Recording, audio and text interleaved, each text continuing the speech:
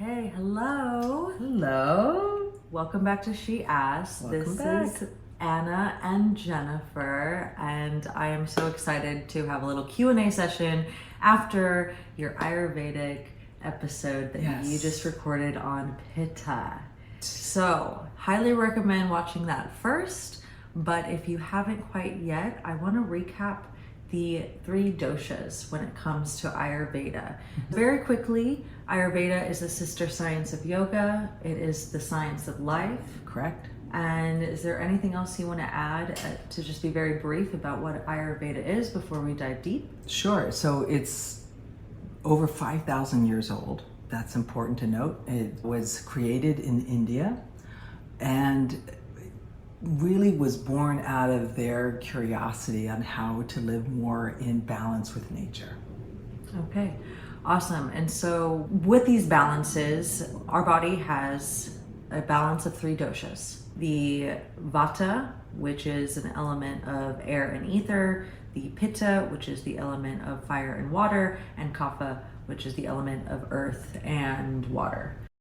Correct. And we're going to be focusing on Pitta today, which is that fire and water. So Right. can you repeat and briefly explain what that means and entails? Okay. I first want to identify, so understand that these 3 doshas are based on the 5 basic elements that we all are made up from and all of life is made up from. And that is earth, fire, water, air, and ether, right? These elements exist in the universe and they actually exist in each of us in some form or capacity.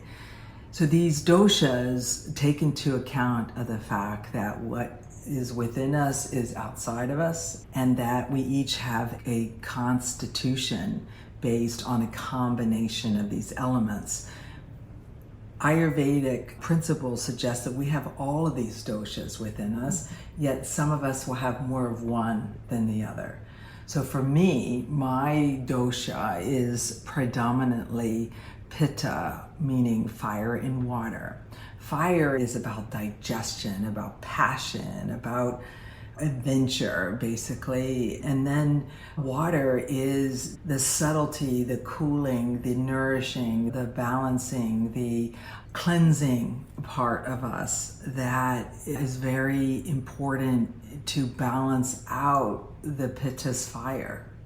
And so what Ayurvedic people believe is that because of we live in the world and not secluded, we are imbalanced, all of us, most of the time. And so it's important to not only identify your dosha, they also want you to identify what are your imbalances. And so for me as a Pitta, my imbalance was the inaction that I was taking in my life, how I was frozen when I became too overwhelmed with things in my life or confused. And fire is clear, right? As it turns out, through the study of this form of medicine, is that I had some addictive patterns in my life, in my thought processes, in my mind, because Ayurvedic is based on mind, body, and spirit. Right? We want balances in all 3, and the dosha applies to all 3. I'll have a dosha signature of Pitta in my mind, I'll have it in my body, and I'll have it in balance in my spirit. So my goal is to align my mind and body with my spiritual balance, and I have to understand what that means. So Pitta really is about digestion, and how we approach things in life. What is the energy we bring to it, and how do we see clarity in things and need clarity? It also is about how are we nourishing ourselves, like how are we resting, how are we taking in information, is it helpful to us or are we allowing it to harm us? So I had to learn how to balance that out, because of all 3 doshas, this is one of the ones it's not the easiest to get out of balance, but it's the second easiest. It's the hardest. The one that's the easiest to outbalance is Vata. Yeah, and you think that makes sense because it's all about movement. Vata's movement, Vata's air, Right. but there's like tangible movement. You can see the water move.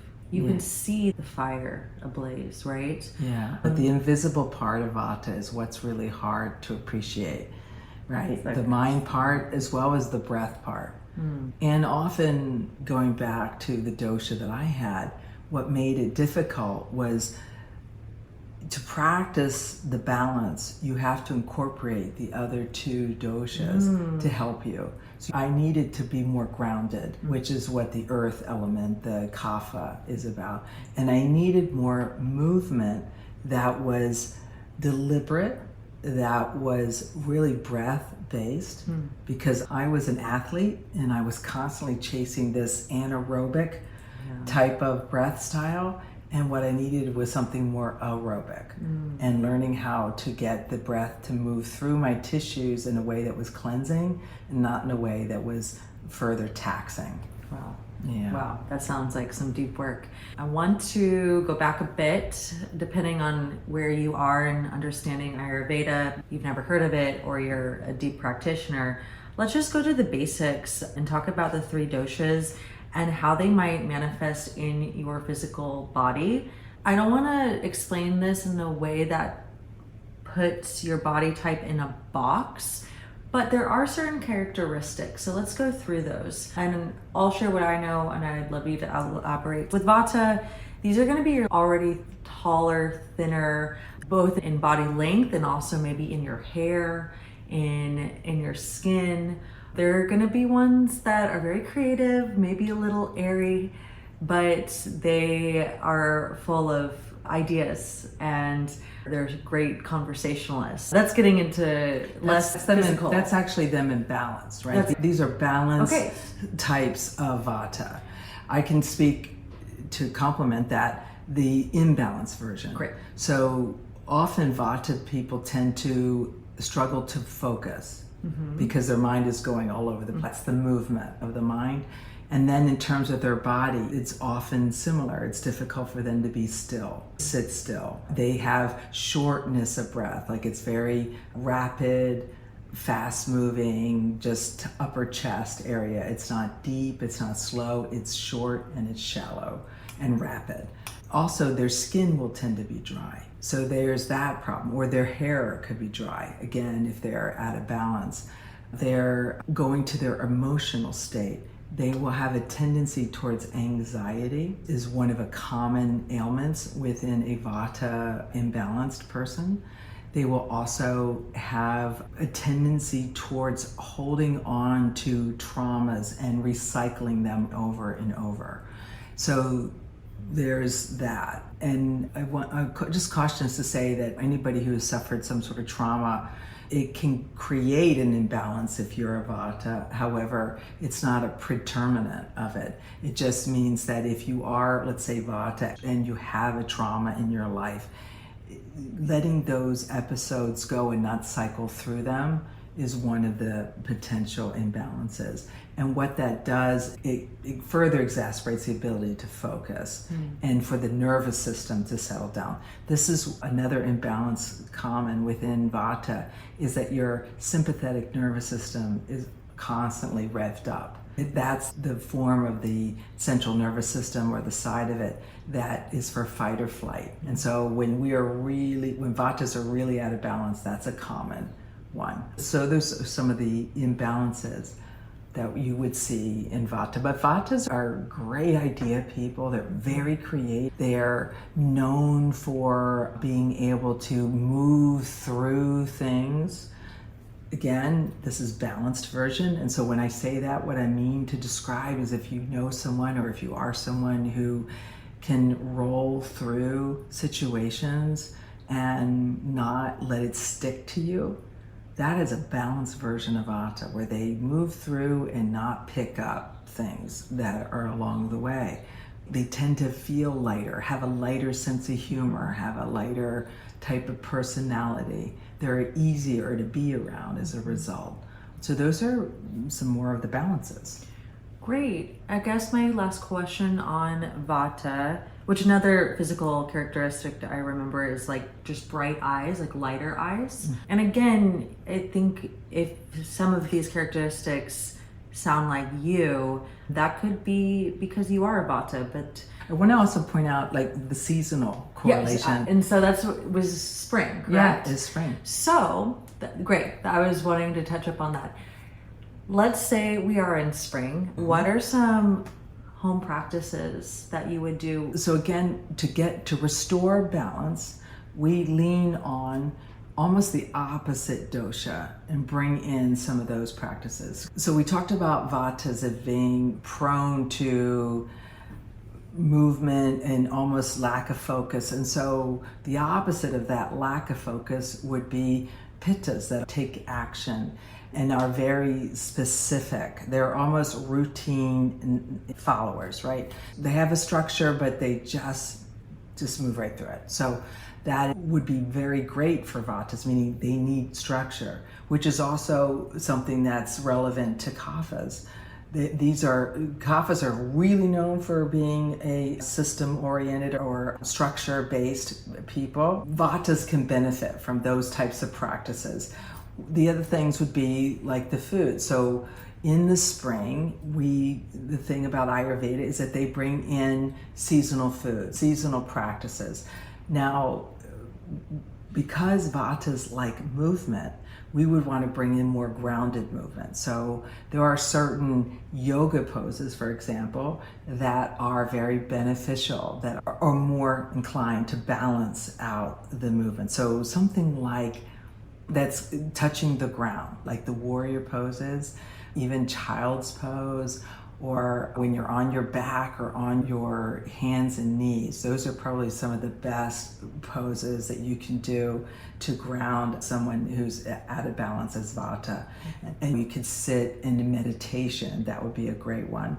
And focused, intentional breath that is slow and long. And foods, for example, we would want something that is warm, because Vatas prefer things that are usually cool or light, maybe even more salad-like, right, or raw. Yeah. We would want things that are more soupy and stewy to balance them. Okay? It's not going to be their preferred meal, but in Ayurveda land, we do a lot of khichdi, which is a stew-based type of meal, and those are so nourishing and warming and balancing for the body, particularly if they're done with particular spices that are intended to ground the body. Okay, and the last thing I want to ask, let's say that you identify as a Vata. What are some key indicators that you're imbalanced, and what are some activities or foods that you should avoid if you're imbalanced? All right, so some key indicators, I think this is related to running. If you run a lot, if you run not only physically, emotionally also, like you avoid. If you're an avoidant, chances are you're imbalanced in Vata. And it's not, and for example, a way that can look like is if you're somebody who goes on social media to get away from focusing on difficult tasks or upset in your life, right? If you're escaping, like I used to do it through daydreaming. I was Vata imbalanced and I was meditating, over meditating. So overdoing anything is an indication of an imbalance. And so foods to avoid, things like salad, as great as they are, Vatas got to be careful not to overdo it. Often what happens with Vatas is that they will stop eating. If they're really imbalanced, they're highly prone to stop eating or not eat much or forget about eating. Lose right? appetite. They lose their appetite. And that's an indicator. So when that is happening, it's important to name it, claim it, and get some help. And often the very first thing to do is to talk to somebody about it. Okay, wonderful. So let's move into Pitta. Okay. What are some of the characteristics? I know because I am one as well. Yeah. Yes, sweat a lot. Yes, sweat a lot. We are sweaty creatures. Sweaty, but we also have already like a lot of natural muscle. We build muscle pretty easily. We're naturally athletic. We are decision makers. We are leaders. Yes, we execute. Yeah. We're not afraid to take action. Your eyes might be a little bit more intense. Your hair may be a little bit more thicker, curly.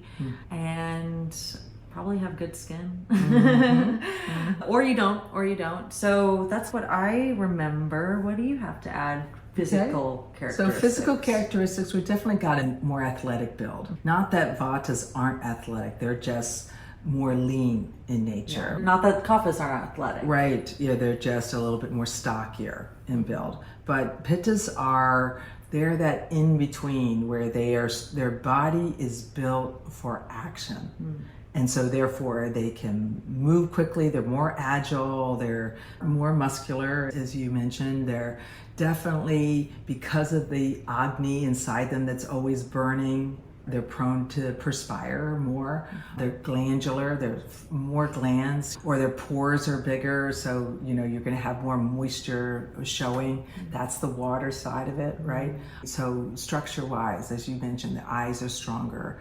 Their bones are strong, and whereas Vatas tend to be thinner. So that was one thing I didn't mention for Vatas is they have a tendency towards osteoporosis, whereas Pittas don't when they're in balance. Now, their personalities are fiery. They're very strong-willed. They're very opinionated. They're very, as you described, leader-oriented. They like to take charge. They are doers. They're not people to just stand by and watch. They want to take and be a part of the action. They're talkers. Vatas can talk a lot also. However, not as much as a Pitta. Really? Pittas tend to really want to talk because they have a lot to say and they want people to hear them. I think it's also important to understand and appreciate rather the nuances around the thinking patterns. So with a Vata, it's creative.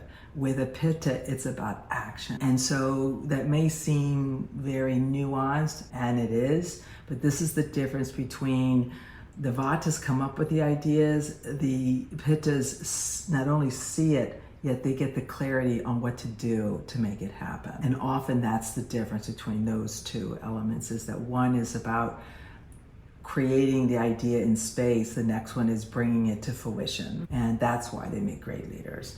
So that's the Pitta. Okay, and a Pitta imbalanced. Oh boy. You mentioned in your previous video lots of digestion issues, probably a lot of anger. Reactivity as a result. They will react. And so therefore, I would describe it like this, because this was me once. I would chop off heads and scorch villages before I asked questions. And that was a good day when I was upset. And then I'd look around and see what was left over. And what we want to move into, because a balanced version of a Pitta would be someone who would recognize that they're upset, be able to speak to that upset, and be able to navigate that conflict through communication, effective communication, which could resolve the situation, de-escalate it, in other words, whereas an imbalanced version of Pittas would take any situation and turn it into a crisis because they're angry or they feel hurt or something. They just have undigested emotions. And correct me if I'm wrong, a lot of this is happening in the solar plexus, which is all about like confidence. So sometimes with confliction, if you feel threatened, if your ego is feeling threatened, then you want to double down and assert your dominance. Is that kind of resonating with what you just mentioned, being out of balance and feeling smaller, so then trying to get bigger to compensate? Yeah, understand that the ego is a part of the mind, and the mind is so prone to imbalance. So what imbalance starts in the mind will ultimately form some sort of dis-ease in the body. When I was studying it, we always said, what came first, the chicken or the egg? Was it the imbalance in the mind or the imbalance in the body? And it doesn't really matter. So what you were describing, those feelings, those upsets, those reactions are really a signature of an imbalanced mind, an imbalanced ego that is over-identifying. You said this, and I can't believe you did that, and but to me, and I'm the victim, whatever the scenario is.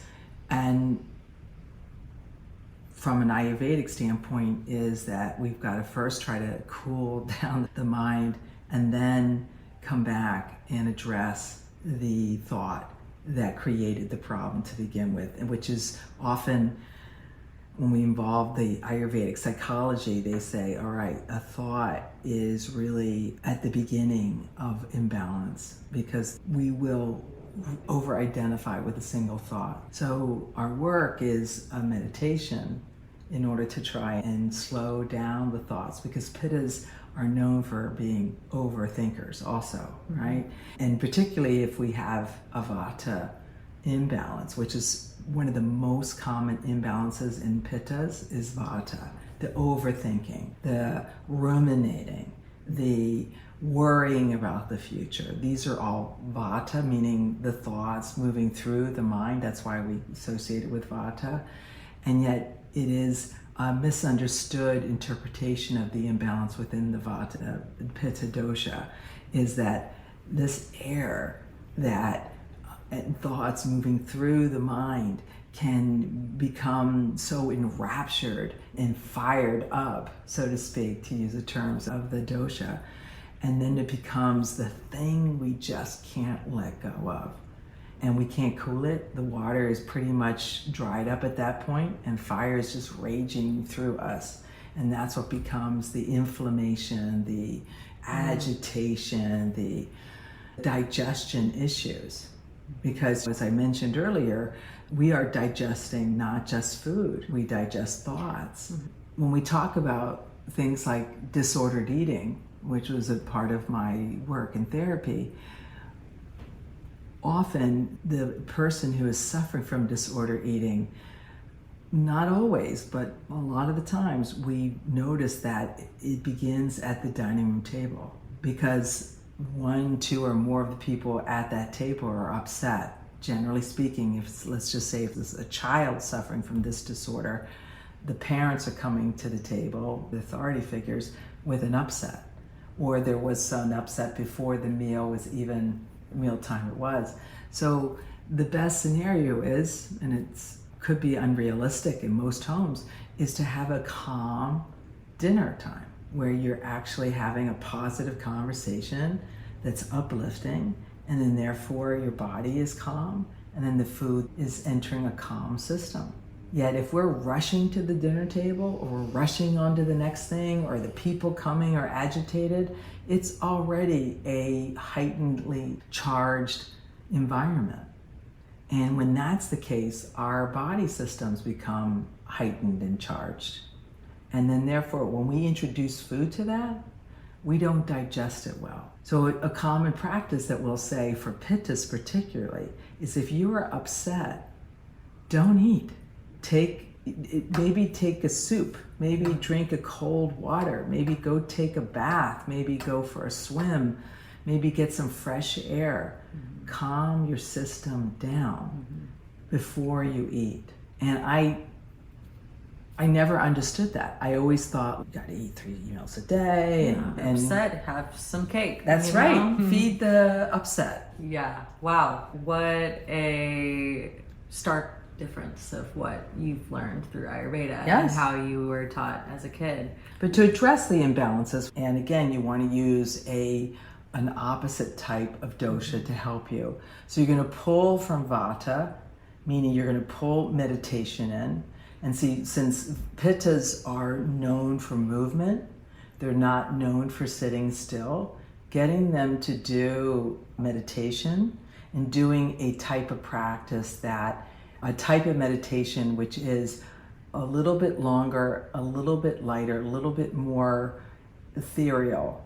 What I mean by that is that you're not focusing on breath, you're not focusing on physicality, you're focusing on how to almost let go of the body itself. This is why I started practicing Yoga Nidra, because it is a particular type of meditation practice in which you lay still in your body, so the body becomes detached from the practice itself, and your mind can go in a completely different direction, and you have much better chance of soothing and healing the mind quicker. And then we would pull from Kapha, meaning that's more earthy. We would want to do a type of yoga poses about bringing us down to the ground do child's pose, do dead bug, do knees up, legs up the wall, doing shavasana, and then breathing in a little bit more deeper. It could be rapid, but then slow. So it's not just one, it's the other. And finding a way to just cool the mind and the body down. And often that's done through slower movements. Amazing. Okay. Kapha. I like to think of it as these are the people that have the deep eyes that you can just like nestle in, and they provide the warmest hugs, and they're the caregivers, they're the nurses and the teachers, and the parents, and they already bring a sense of peace. So what can you add to that, and what is a balanced kapha look like? Okay, so a balanced kapha, structurally, they're definitely shorter in stature and thicker in bone, and their hair can be longer. It can be both thick or thin, but there's a lot of it. And their eyes, as you mentioned, there's a deeper, almost just like you said, you could get lost in their eyes. Their eyes are just so big and deep. And their facial features tend to be bigger. A Pitta's face, we didn't mention it, is medium. A Vata's face is long, maybe oval. But a Kapha's face is wide and broad. And the other parts of the physicality is that they are more pear-shaped, but a more bigger area of the body. Like they can be more heavier set, let's put it that way. They're less athletic, although doesn't mean that they aren't athletic. They're less inclined to that. And yet they're also known for being strong. They're used to carrying a lot of weight because they have a strong, grounded structure and solid. All right, so that's their physicality. So a balanced kapha is someone who is patient. So this is their minds, of course, patient. They're discerning.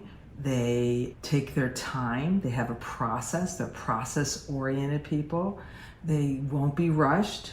They consider before they give you a response. And they are good sleepers. They're probably some of the best sleepers. And they have a strong appetite, and that they can eat anything. Whereas Pittas have a certain type of food that they like. Usually Pittas like spicy, hot food and of different types, but a lot of protein. Kaphas will eat anything. Vatas, on the other hand, are more vegetarian in nature. And it is interesting to understand that. And so kaphas are also, when they're in balance, they're careful to pick their words out. They speak slower, and they consider before they give you a response. The other thing that they do that is, when they're balanced, is that they don't get thrown. Like they are the person that you would want, the personality you would want when you're in a crisis, because they would be there to hold your hand. They wouldn't get caught up into the crisis. They can be detached. They can see things in a different perspective because they're more grounded. Whereas Pittas, they see an action plan and want to act it, and Vatas have a different point of view, meaning they're more ethereal, so they tend to look from up down, whereas Kaphas are looking from down up. And it's just a different perspective. So that's a balanced version of a Kapha. Let's talk about imbalance. Kaphas are probably next to Vatas most known for being out of balance, and the way it looks like is that they don't do anything. They're lethargic. Depressed. They tend to be prone to depression, prone to inaction. We talk about the central nervous system and how Vatas are the flight version, Pittas are the fight version, Kaphas are the freeze or fawn version. And fawning, for those that don't know that term, it means people pleasing. They tend to gain weight when they're out of balance. They tend to oversleep when they're out of balance. And then when it comes to digestion, as I said, they're prone to gain weight because they're not digesting. Things are sitting in their system for extended period of time. So their digestive tracts are, for different reasons, very toxic because waste is in them. Yeah, and there's so much that we can talk about these, and Yes. we will in future episodes, but I do want to sum this up Okay. in asking you, how do you figure out your dosha and what do you recommend? That's really a great question. Thank you, Jennifer. We can actually put in this part of the Q&A quiz, a dosha quiz, Great. very commonly used, which will basically speak to your body frame, your height, your personality, nature, and the time of year. Like we said that spring was Vata, Pitta's is summer, and Kaphas are fall and winter. So there's seasonal resonance that you would consider. So these quizzes are important. And they're not foolproof.